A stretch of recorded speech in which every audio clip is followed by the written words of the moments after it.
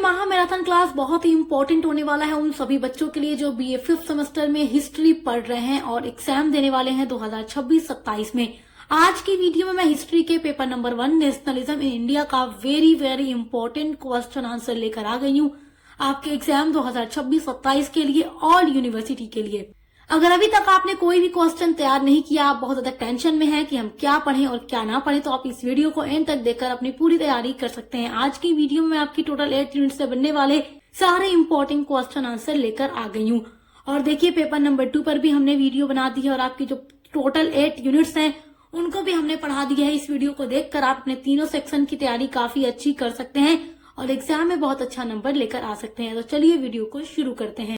आपका पहला important question है राष्ट्रवाद क्या है। तो राष्ट्रवाद क्या है ये आपके लिए वेरी इंपॉर्टेंट क्वेश्चन है और आपकी जो टोटल 8 यूनिट्स है उसको हम पढ़ा चुके हैं, उसमें सब कुछ हमने आपको डिटेल में पढ़ाया था। तो चलिए देखते हैं राष्ट्रवाद क्या है। देखिए राष्ट्रवाद वह भावना होती है जिसमें लोग अपने देश से प्रेम करते हैं। किससे प्रेम करते हैं? अपने देश से, यानी अपने देश के प्रति प्रेम होना, ये क्या है? राष्ट्रवाद है। और उसका सम्मान, एकता व हितों को सबसे ऊपर मानते हैं, यानी कि अपने देश का सम्मान करना, देश के अंदर एकता होना और अपने देश के हितों में रहकर ही काम करना, इन सब चीज़ों को ऊपर मानना, अपने देश से प्रेम करना ही राष्ट्रवाद है। राष्ट्रवादी व्यक्ति अपने देश की संस्कृति, इतिहास और परंपराओं पर गर्व करता है और वह देश की प्रगति, सुरक्षा और भलाई के लिए ईमानदारी से काम करने को तैयार रहता है। तो वही होती है राष्ट्रवाद की भावना। ये बहुत ही इम्पॉर्टेंट क्वेश्चन है आपके लिए, इसको तैयार कर लीजिएगा। ये जो वीडियो आप देख रहे हैं आज, वो आपके लॉन्ग एंड शॉर्ट आंसर दोनों के लिए इम्पॉर्टेंट होगी, क्योंकि आज का जो लेक्चर है इसको सुनकर आप अपने एग्जाम में लॉन्ग आंसर टाइप क्वेश्चंस को भी इजीली लिख लेंगे। और साथ ही साथ जो आपका लॉन्ग आंसर क्वेश्चन के साथ होगा और जो आपका लॉन्ग क्वेश्चन आंसर के साथ होगा, ठीक है, लॉन्ग क्वेश्चन आंसर के साथ जो होगा उस पर अलग से वीडियो ऑलरेडी अपलोड की है, तो आप देख सकते हैं चैनल पर हमारे विजिट करके। पूरी प्लेलिस्ट आपके हिस्ट्री पेपर 1 की एंड पेपर 2 की बनी हुई है। चलिए देखते हैं अगला क्वेश्चन, भारतीय राष्ट्रीय कांग्रेस। तो भारतीय राष्ट्रीय कांग्रेस कब बना, इसकी स्थापना कब हुई, किसने की और इसका उद्देश्य क्या था? यानी भारतीय राष्ट्रीय कांग्रेस की स्थापना का उद्देश्य क्या था? तो देखो, जो भारतीय राष्ट्रीय कांग्रेस है उसकी स्थापना 28 दिसंबर 1885 को ए.ओ. ह्यूम ने की थी। तो किसने की थी? ए.ओ. ह्यूम ने की थी। तो ये क्वेश्चन उनके लिए भी इम्पॉर्टेंट है जो मल्टीपल चॉइस टाइप क्वेश्चन देंगे, मतलब कि जो एमसीक्यूज क्वेश्चन, जो एमसीक्यूज एग्जाम देंगे उनके लिए भी इम्पॉर्टेंट होगा, ये नोट कर लें। देखो इसका उद्देश्य क्या था। देखो जब हमारे भारत पर अंग्रेज़ों का शासन था, उस टाइम अंग्रेजी शासन के दौरान भारतीयों को एक मंच पर लाना। अब देखो ब्रिटिश सरकार यहाँ शासन कर रही है, तो जब भारतीयों के दिलों में राष्ट्रवाद की भावना होगी तभी वो एक मंच पर आएंगे, अपने देश से जब प्रेम करेंगे, उसके हितों में काम करेंगे, अपने देश की संस्कृति से प्रेम करेंगे, तभी तो वो आज़ादी की लड़ाई लड़ेंगे। तो कांग्रेस की स्थापना क्यों की गई? ताकि सभी भारतीयों को एक मंच पर लाया जाए, अपनी समस्याएं सरकार के सामने रखी जाए और राष्ट्रीय एकता बढ़ाना और देश में राजनीतिक जागरूकता फैलाना। का अगला क्वेश्चन है सुरेंद्र नाथ बनर्जी। तो सुरेंद्र नाथ बनर्जी कौन थे, इनके बारे में आपको लिखना होगा। ये क्वेश्चन आपका बहुत ही इंपॉर्टेंट है। देखिए सुरेंद्र नाथ बनर्जी एक प्रसिद्ध भारतीय राष्ट्रवादी नेता थे, समाज सुधारक थे और स्वतंत्रता सेनानी थे। वे भारतीय राष्ट्रीय आंदोलन के प्रारंभिक नेताओं में से एक थे। उन्होंने इंडियन नेशनल एसोसिएशन की स्थापना की और अंग्रेजी शासन की नीतियों का विरोध किया। ये अच्छे वक्ता और पत्रकार भी थे। आपका अगला क्वेश्चन है बाल गंगाधर तिलक कौन थे। तो देखिए ये सारा प्रश्न आपके अति लघु यानी सेक्शन ए में पूछा जाता है।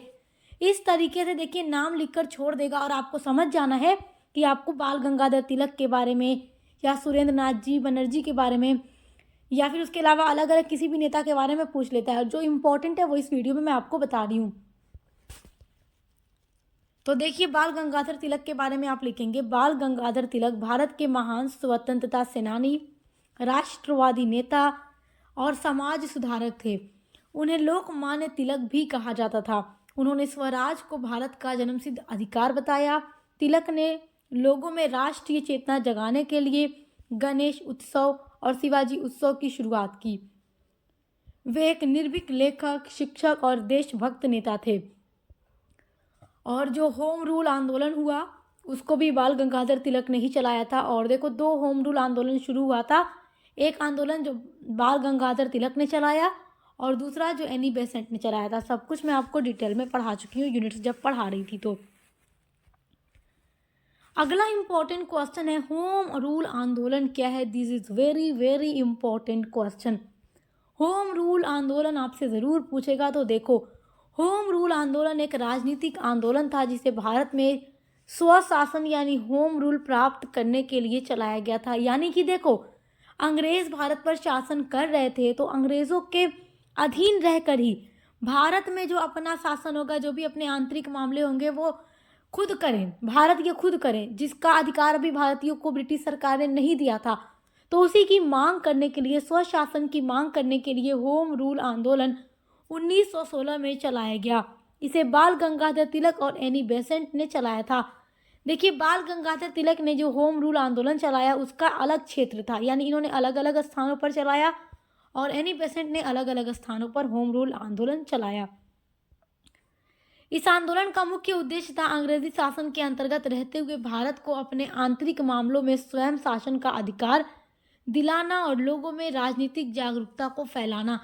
क्योंकि ब्रिटिश सरकार हर एक चीज़ का फैसला लिया करती थी और भारतीयों की चाह थी कि वो अपने आंतरिक मामलों को स्वयं सुलझाएं, अपने आंतरिक मामलों का जो भी फैसला हो वो भारत ये खुद लें, जिसके लिए ये आंदोलन चलाया गया ताकि होम रूल आंदोलन ब्रिटिश शासन के अधीन रहकर ही अपना खुद का होम रूल प्राप्त हो जाए और अपने भारत में जो भी निर्णय लेना है वो भारतीय खुद लें। तो इसलिए होम रूल आंदोलन चलाया गया था। इसके बारे में डिटेल में ऑलरेडी एक वीडियो अपलोड है, आप देख लीजिएगा। अगला वेरी इंपॉर्टेंट क्वेश्चन है, बंगाल विभाजन कब और किसने किया था? This is very very important question. Bengal विभाजन आपसे ज़रूर पूछेगा। तो देखो, बंगाल का विभाजन 1905 में लॉर्ड कर्जन के द्वारा किया गया।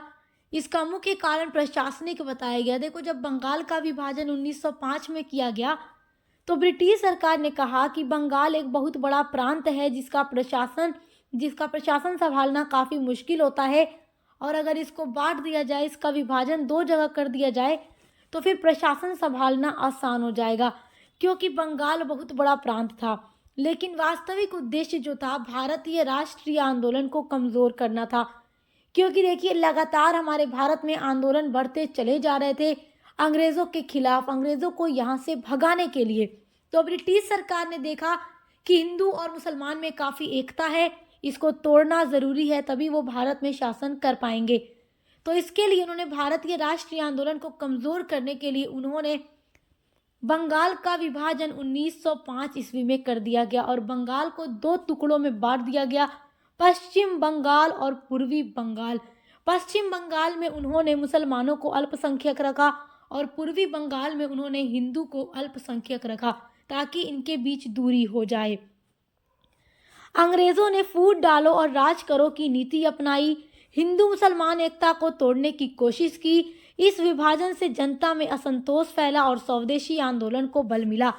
देखिए, जब भारत में ब्रिटिश सरकार ने बंगाल का विभाजन कर दिया तो उसके बाद जनता में काफ़ी असंतोष फैल गया और आंदोलन और तेज़ी से बढ़ गया। अब क्या हुआ कि स्वदेशी आंदोलन को बल दिया गया। अब एक क्वेश्चन आपका ये भी बन जाता है कि स्वदेशी आंदोलन क्यों चलाया गया था और इसकी क्या क्या विशेषताएं थी।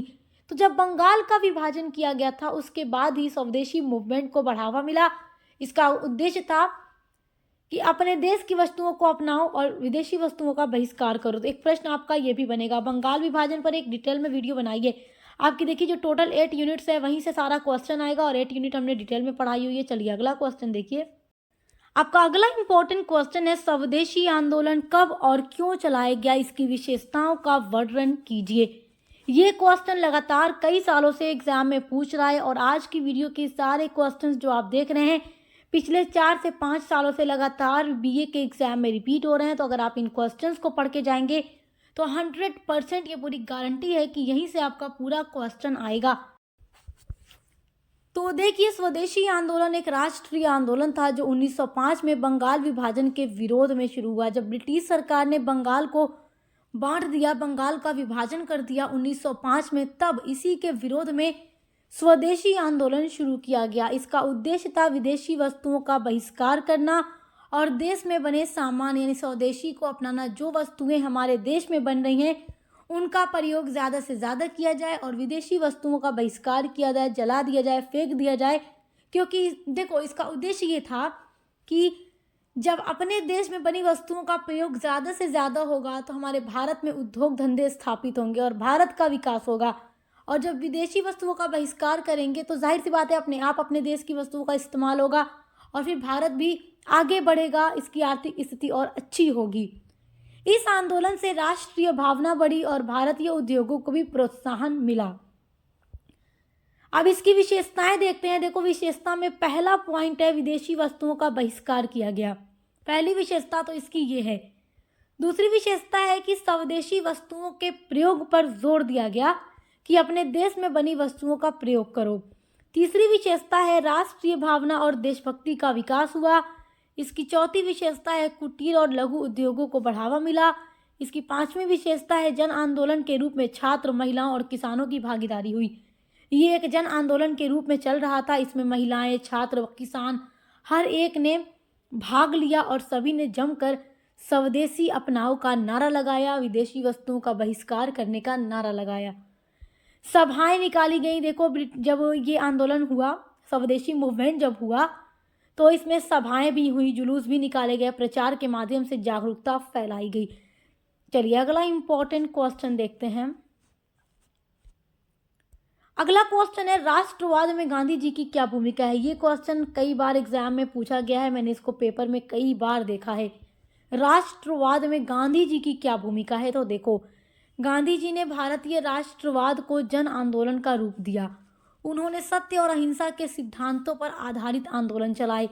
जब आप पढ़ते हैं असहयोग आंदोलन के बारे में, सविनय अवज्ञा आंदोलन के बारे में, तो गांधी जी ने इन सभी आंदोलनों को अहिंसा के आधार पर चलाया, यानी कि कहीं पर भी हिंसा नहीं होनी चाहिए, किसी को भी तकलीफ नहीं देना है, किसी को मारना नहीं है, किसी का नुकसान ना हो।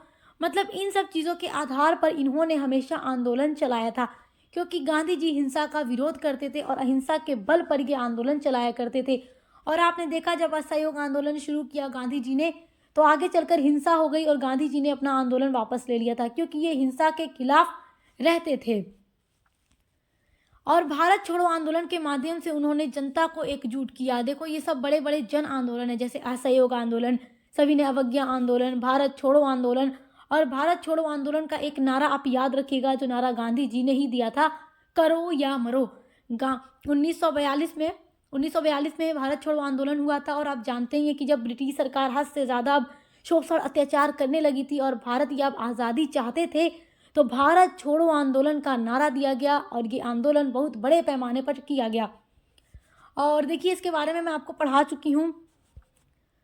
आप जानते ही हैं कि देखो, गांधी जी हमेशा अहिंसा के आधार पर आंदोलन किया करते थे, लेकिन इस आंदोलन में आकर गांधी जी ने भी नारा दे दिया कि करो या मरो। अगर अब नहीं करोगे तो फिर पक्का मरोगे। अब कुछ भी करना पड़े, करके अपने देश को आज़ाद कराना ही कराना है, चाहे इसके लिए कुछ भी करना पड़े। तो ये बहुत बड़ा आंदोलन था।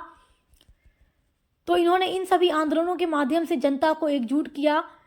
स्वदेशी, खादी और छुआछूत विरोध से उन्होंने सामाजिक एकता बढ़ाई और राष्ट्रवाद को नैतिक आधार दिया। क्योंकि देखो, गांधी जी स्वदेशी अपनाओं की बात कहते थे, खादी की बात करते थे और छुआछूत का विरोध, यानी समाज में जो उच्च और निम्न जातियां हैं और जो निम्न जातियों के साथ शोषण अत्याचार हो रहा है, उन्हें अछूत बोला जाता है, उनके साथ लोग उठना बैठना भी पसंद नहीं करते। तो गांधी जी इन सब चीज़ों का विरोध करते थे, क्योंकि इनका मानना था कि मनुष्य चाहे ऊंची जाति में पैदा हो चाहे नीची जाति में पैदा हो, मनुष्य मनुष्य है, सभी बराबर हैं, सभी को समान अधिकार है। अगला इंपॉर्टेंट क्वेश्चन है 1857 की क्रांति के क्या कारण थे। तो this is very important question. Unit number 1 में आप इसको पढ़ चुके हैं। यहीं से तो आपके टॉपिक की शुरुआत होती है। यूनिट नंबर 1 आपकी यहीं से शुरू होती है, आपके पेपर 1 की। तो 1857 की क्रांति, जिसे 1857 का विद्रोह भी कहा जाता है, तो ये बहुत इंपॉर्टेंट क्वेश्चन है। यहाँ से आपसे क्वेश्चन ज़रूर पूछेगा। चलिए देखते हैं। वैसे आप यूनिट नंबर 1 ज़रूर देखिएगा, पूरा डिटेल में आपको समझाया है। वहाँ पर सब कुछ और भी डिटेल में एक्सप्लेनेशन के साथ आपको दिया है, ताकि आप लोग यूनिट्स के थ्रू अपने हर एक टॉपिक को अच्छे से समझ जाएं। 1857 की क्रांति के कारण में देखो, पहला कारण है राजनीतिक कारण। इसके बहुत सारे कारण थे। राजनीतिक कारण में होगा अंग्रेजों की विस्तारवादी नीति और डॉक्ट्रिन ऑफ लैप्स जो था, ये मैंने आपको पढ़ाया है, देख लीजिएगा। दूसरा कारण है आर्थिक कारण, यानी भारी कर। कर बहुत ज़्यादा लेती थी ब्रिटिश सरकार। किसानों और कारीगरों का शोषण किया जाता था। किसान और कारीगरों से अधिक कर लिया जाता था, वसूला जाता था, और अगर ये कर नहीं दे पाते थे तो इनका शोषण किया जाता था, इनको दबाया जाता था। और देखिए, आप जानते हैं कि जब किसानों के ऊपर ज़्यादा से ज़्यादा अत्याचार होता था तो गांधी जी भी सत्याग्रह चलाया करते थे, किसानों के भले के लिए, किसानों के हित में, इनको न्याय दिलाने के लिए। अगला है सामाजिक कारण, भारतीय परंपराओं और समाज में हस्तक्षेप। देखो, जो ब्रिटिश सरकार थी वो भारतीय परंपराओं में और भारत के समाज में हस्तक्षेप करती थी, यानी कि दखल अंदाजी देती थी, और हर एक चीज़ वो अपने कल्चर के हिसाब से यहाँ चाहती थी। तो ये भारतीयों को पसंद नहीं था कि ब्रिटिश सरकार कौन होती है हमारे समाज में इंटरफेयर करने वाली, हमारी भारतीय परंपराओं में इंटरफेयर करने वाली। धार्मिक कारण में देखो, धर्म परिवर्तन का भय और धार्मिक भावनाओं का ठेस। क्योंकि देखो, 1857 की क्रांति का ये भी एक कारण है कि जो ईसाई थे, अंग्रेज जो थे ईसाई, वो चाहते थे कि यहाँ पर ज़्यादा से ज़्यादा लोग धर्म बदलें, अपना धर्म परिवर्तन करें, चाहे वो हिंदू हो या मुसलमान, वो ईसाई हो जाएं। तो इन सब चीज़ों के भी खिलाफ 1857 की क्रांति हुई थी, क्योंकि कोई भी अपना धर्म परिवर्तन नहीं करना चाहता था। और उसके अलावा सैनिक कारण, जो कि तात्कालिक कारण था 1857 की क्रांति का। आप जानते ही हैं कि ब्रिटिश सरकार नई राइफल लेकर आती है, जिसमें जो कारतूस लगी हुई थी उसमें गाय और पिग की चर्बी का इस्तेमाल किया गया था। जब ये बात सैनिकों में पहुंचती है कि जो नई कारतूस लाई गई है उसमें पिग एंड काऊ की चर्बी का इस्तेमाल किया गया है, तो हिंदू और मुसलमान जितने भी सैनिक थे उन्होंने इस तरह की कारतूस का इस्तेमाल करने से मना कर दिया। उन्होंने कह दिया कि ये हमारे धर्म का भ्रष्ट है, मतलब ये हमारे धर्म को भ्रष्ट करते हैं, खराब करते हैं, हम इसका इस्तेमाल नहीं करेंगे। तो हिंदू और मुसलमान दोनों ने इसका विरोध किया, चर्बी वाले कारतूस का विरोध किया, जिसके लिए मंगल पांडे को जब ये बात पता चली तो मंगल पांडे ने ब्रिटिश अफसरों पर गोली चला दी और बाद में मंगल पांडे को भी फांसी की सजा दे दी गई। तो यहीं से मेरठ से देखो शुरुआत हो जाती है 1857 की क्रांति की, और बाद में ये लोग दिल्ली पहुंचते हैं और वहां पर नेतृत्व कौन करता है? बहादुर शाह जफर वहां पर इस क्रांति का नेतृत्व करते हैं, और अलग अलग स्थानों पर अलग अलग व्यक्ति के द्वारा नेतृत्व किया गया था 1857 की क्रांति का। और इस क्रांति का एक बड़ा परिवर्तन बाद में ये देखने को मिलता है कि क्रांति होने के बाद 1858 से क्या होता है कि ब्रिटिश ईस्ट इंडिया कंपनी का शासन समाप्त कर दिया जाता है, और ब्रिटिश ईस्ट इंडिया का शासन समाप्त करने के बाद भारत की सत्ता सीधे ब्रिटिश क्राउन के हाथों में सौंप दी जाती है, और अब यहाँ से ब्रिटिश क्राउन इंडिया पर शासन करने लगा, ये बात याद रखिएगा। और 1857 की क्रांति असफल भी हो गई थी कहीं ना कहीं। इसकी असफलता के कारण मैं आपको पढ़ा चुकी हूँ, आप देख लीजिएगा। आपका अगला इंपॉर्टेंट क्वेश्चन है 1857 की क्रांति का क्या प्रभाव था? देखो, इस क्रांति का बहुत सारा प्रभाव है। नंबर 1 है अंग्रेजी शासन की नीतियों में बड़ा परिवर्तन, और सबसे बड़ा परिवर्तन क्या था? कंपनी का शासन समाप्त और सत्ता सीधे ब्रिटिश क्राउन के हाथों में। ईस्ट इंडिया कंपनी का शासन समाप्त हो गया। अगला प्रभाव था भारत सीधे ब्रिटिश क्राउन के अधीन आ गया। अगला प्रभाव था भारतीयों में राष्ट्रीय चेतना का विकास हुआ, सेना और प्रशासन में सुधार किए गए, भविष्य के स्वतंत्रता आंदोलन को प्रेरणा मिली। अब इस आंदोलन के बाद धीरे धीरे भारतीयों ने आंदोलन करना शुरू किया ब्रिटिशों के खिलाफ, अंग्रेजों के खिलाफ, अपने देश को आज़ाद कराने के। आपका अगला इंपॉर्टेंट क्वेश्चन है सूरत में कांग्रेस का विभाजन का वर्णन कीजिए। जो कांग्रेस का विभाजन हो गया था, कांग्रेस 2 गुटों में बट गया था, ये क्वेश्चन आपका बहुत ही इम्पोर्टेंट है। देखो, ये कई बार पेपर में आया है, मैंने आपका पेपर देखा उसके बाद ही ये वीडियो आपके समझ चलाई हूँ, तो ये क्वेश्चन आपसे ज़रूर पूछेगा। देखो, कांग्रेस का अधिवेशन हुआ था सूरत में 1907 में, तो सूरत अधिवेशन 1907 में कांग्रेस का विभाजन हुआ था।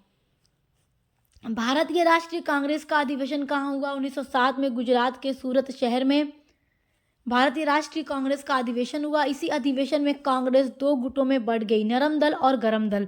देखिए, नरम दल और गरम दल, जिसको कि उदारवादी और उग्रवादी भी कहा जाता है। नरम दल को उदारवादी और गरम दल को उग्रवादी नेता के नाम से भी जाना जाता है। अब ये 2 गुटों में क्यों बढ़ गए? देखो, क्योंकि इनके बीच मतभेद हो गया। अब मतभेद क्या था? क्योंकि कांग्रेस पार्टी में जितने भी नेता थे, अब इसमें कोई कुछ कहता था, कोई कुछ कहता था। अब जब दो तरीके की बातें होंगी तो बंटवारा होगा ही होगा। तो इसलिए कांग्रेस पार्टी दो गुटों में बंट गई थी। पहला नरम दल, दूसरा गरम दल। चलिए पहले नरम दल के बारे में देखते हैं। नरम दल के प्रमुख नेता में देखिए थे गोपाल कृष्ण गोखले, दादा भाई नौरोजी और फिरोज शाह मेहता। अब इनकी अलग विचारधारा थी और गरम दल वालों की अलग विचारधारा थी, इसलिए बट गए थे। तो विचारधारा क्या थी? नरम दल के नेता अंग्रेज सरकार से संवैधानिक और शांतिपूर्ण तरीके से सुधार चाहते थे। मतलब ये चाहते थे कि ब्रिटिश सरकार के खिलाफ कोई कार्रवाई ज़्यादा वैसी ना हो और अंग्रेज़ों की हाँ में हाँ मिलाकर ही काम करा लिया जाए अपना। वे प्रार्थना पत्र, प्रस्ताव और बातचीत के माध्यम से अधिकार मांगने में विश्वास रखते थे। जबकि जो गरम दल के नेता थे, यानी जो गरम नेता थे, उग्रवादी नेता जो थे, ये इसमें प्रमुख नेता थे बाल गंगाधर तिलक, बिपिन चंद्र पाल और लाला लाजपत राय, जिनको बाल पाल लाल के नाम से जाना जाता है।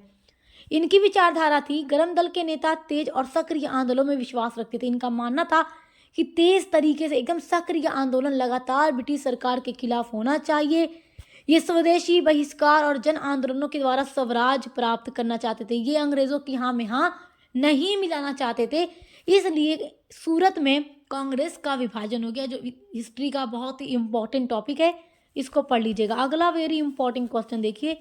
ये जो क्वेश्चन है ये भी पेपर में कई बार पूछा गया है, तो इसलिए मैंने इस वीडियो में इसको रखा है।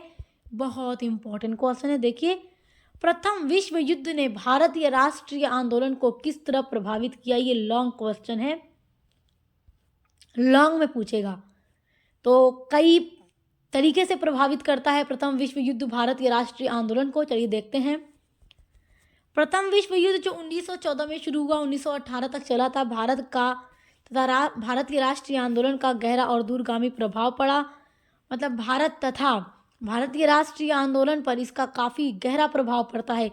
इस युद्ध ने ब्रिटिश शासन की नीतियों, भारतीय समाज की अर्थव्यवस्था और स्वतंत्रता आंदोलन को तीनों को प्रभावित किया। आइए इसके प्रभाव को देखते हैं। पहला प्रभाव है आर्थिक प्रभाव।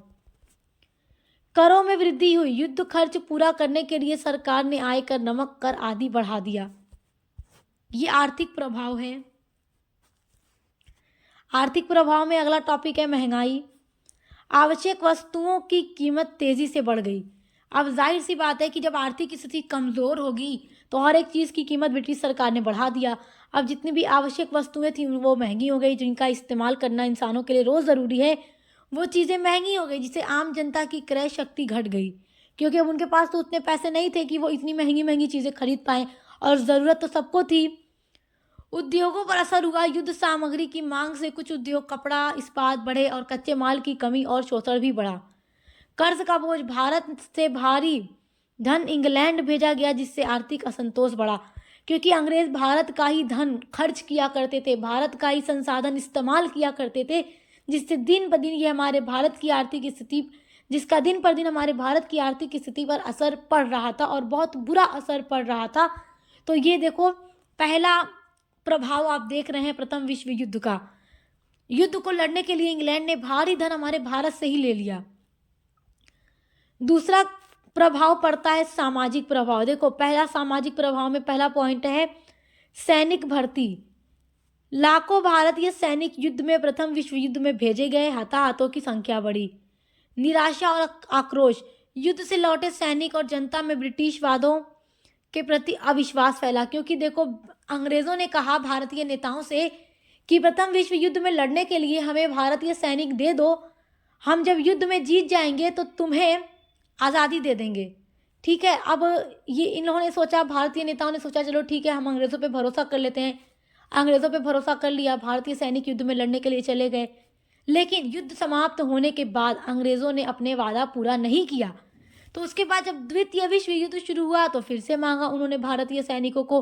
तब गांधी जी ने कह दिया, हमें डूबते हुए बैंक का चेक नहीं चाहिए। डूबता हुआ बैंक, गांधी जी ने किसको कहा? अंग्रेज़ों को कहा कि मतलब अब तुम परेशान हो तो तुम्हें हम अपना सैनिक दे दें। नहीं देंगे, हम कोई भी अपना सैनिक युद्ध में लड़ने के लिए, द्वितीय विश्व युद्ध में लड़ने के लिए नहीं देंगे। तो कोई भी सैनिक इंडिया से नहीं लड़ने के लिए जाएंगे, गांधी जी ने कह दिया। क्योंकि अब गांधी जी को यकीन था कि अगर इस बार ये युद्ध जीत जाएंगे तो और मजबूत हो जाएंगे और फिर ये हमें कभी आज़ाद नहीं करेंगे। क्योंकि प्रथम विश्व युद्ध में इन्होंने वादा करके मुकर गए थे। तो इसलिए अविश्वास बढ़ जाता है भारतीय जनता का ब्रिटिशों के खिलाफ। जनजीवन पर भी दबाव, खाद्यान्न की कमी और महामारी जैसी स्थितियां बन गई। अब तीसरा प्रभाव था राजनीतिक प्रभाव। राजनीतिक प्रभाव में पहला पॉइंट है स्वशासन के वादे। ब्रिटिश सरकार ने सहयोग के बदले सुधारों का आश्वासन दिया। और उसके अलावा अगला पॉइंट है मॉन्टेग्यू घोषणा, जो 1917 में की गई थी। भारत में क्रमिक स्वशासन का वादा किया गया। और भारत सरकार अधिनियम 1919 जो आया था, सीमित सुधार मिले पर वास्तविक सत्ता अंग्रेजों के पास ही रही, निराशा बढ़ी। इन सब चीज़ों से भी क्या होता, निराशा, मतलब कि भारतीयों की निराशा बढ़ती चली जा रही थी और भारतीय आज़ादी अब चाह रहे थे। चौथा प्रभाव जो पड़ता है वो है राष्ट्रीय आंदोलन पर, यानी प्रथम विश्व युद्ध का जो चौथा प्रभाव पड़ता है वो भारतीय राष्ट्रीय आंदोलन पर पड़ता है। राष्ट्रवाद में तेजी होती है। आर्थिक सामाजिक कष्टों ने जनता को राजनीतिक रूप से और भी ज़्यादा सक्रिय बना दिया और अब जनता और बढ़ चढ़कर आंदोलन करने लगी। गांधी जी का उभार, देखो युद्धोत्तर काल में गांधी जी का नेतृत्व मजबूत हो गया। उसके अलावा नए आंदोलनों की शुरुआत हुई, जैसे कि जब गांधी जी भारतीय राजनीति में प्रवेश करते हैं तो उसके बाद वो बहुत बड़ा आंदोलन चलाते हैं ब्रिटिश सरकार के खिलाफ। ये जन आंदोलन था जो असहयोग आंदोलन 1920 में गांधी जी के नेतृत्व में चलाया गया। उसके अलावा खिलाफत आंदोलन, जो मुस्लिम जन समर्थन से राष्ट्रीय एकता को बल मिला। गांधी जी ने खिलाफत आंदोलन को असहयोग आंदोलन के साथ जोड़ दिया ताकि हिंदू और मुसलमान की एकता बनी रहे। उसके अलावा क्रांतिकारी गतिविधियां हुई, निराश युवाओं में क्रांतिकारी विचारों का प्रसार हुआ। इन सब चीज़ों का प्रभाव बढ़ा। चलो देखो, अब है दमनकारी कानून और प्रतिक्रिया। प्रथम विश्व युद्ध का प्रभाव इस चीज़ पर भी पड़ता है। रॉलेट एक्ट लेकर आया जाता है प्रथम विश्व युद्ध के बाद 1919 में, यानी कि भारतीयों को बिना किसी मुकदमे के गिरफ्तार भी किया जा सकता है। इसका भी खुलकर व्यापक तरीके से विरोध किया गया। क्यों इसका विरोध किया गया कि मतलब ब्रिटिश सरकार क्या चाहती है कि मतलब भारतीयों की कोई गलती भी ना हो तो अभी बिना मुकदमे के उनको गिरफ्तार कर लेगी। उसके अलावा आप देखेंगे 1919 में जो जलियांवाला बाग हत्याकांड हुआ था, जिसमें ब्रिटिश दमन का क्रूर उदाहरण आपको देखने को मिलता है। राष्ट्रव्यापी आक्रोश और जन आंदोलन में और भी ज़्यादा उछाल आ गई। इससे भी बहुत ज़्यादा मतलब इन सब चीज़ों का भी प्रभाव पड़ता है भारत के राष्ट्रीय आंदोलन पर, यानी कि आंदोलन बढ़ता ही जा रहा था। और ये सारी ब्रिटिश सरकार की बहुत ही ख़राब नीतियाँ थी, जैसे रॉलेट एक्ट था, या उसके अलावा आप देखते हैं जलियांवाला बाग हत्याकांड, जिसमें निहत्थे भारतीयों को मारा गया। चलिए अब अगला क्वेश्चन आपका है मुस्लिम लीग की स्थापना कब की गई। तो अखिल भारतीय मुस्लिम लीग की स्थापना 30 दिसंबर 1906 को ढाका में की गई, जो अब बांग्लादेश में हुई। मतलब जो अब बांग्लादेश है, तो उस टाइम तो अलग नहीं था, जिसका उद्देश्य ब्रिटिश भारत के मुसलमानों के अधिकारों की रक्षा करना था। ढाका के नवाब सलीम शाह खान ने इसमें अहम भूमिका निभाई और आगा खान तृतीय इसके पहले अध्यक्ष बने। ये गठन भारतीय राष्ट्रीय कांग्रेस के प्रति मुसलमानों के बढ़ते असंतोष और एक अलग राजनीतिक मंच की आवश्यकता के कारण हुआ, क्योंकि अंग्रेजों ने मुसलमानों को भड़का दिया, कांग्रेस पार्टी तुम्हारी पार्टी नहीं है। इसलिए मुसलमानों ने 1906 में अपनी अलग पार्टी बना ली, मुस्लिम लीग। जब 1905 में बंगाल का विभाजन हुआ, उसके ठीक एक वर्ष बाद यानी 1906 में मुस्लिम लीग की स्थापना की गई थी। तो आज की वीडियो में मैंने जितना भी इम्पोर्टेंट क्वेश्चन आपको बताया, आप इनको तैयार कर लीजिएगा। वेरी वेरी इंपॉर्टेंट आपके लिए सारे क्वेश्चंस हैं। यहाँ से 100% क्वेश्चन आपके एग्जाम में आने वाले हैं। और पेपर नंबर 2 जो आपका है हिस्ट्री का, उस पर भी हमने महामैराथन क्लास की वीडियो अपलोड कर दी है। देखकर पढ़ाई कर लीजिए, अच्छे से तैयारी कर लीजिए। Best of luck. अब मिलते हैं अगली वीडियो के साथ।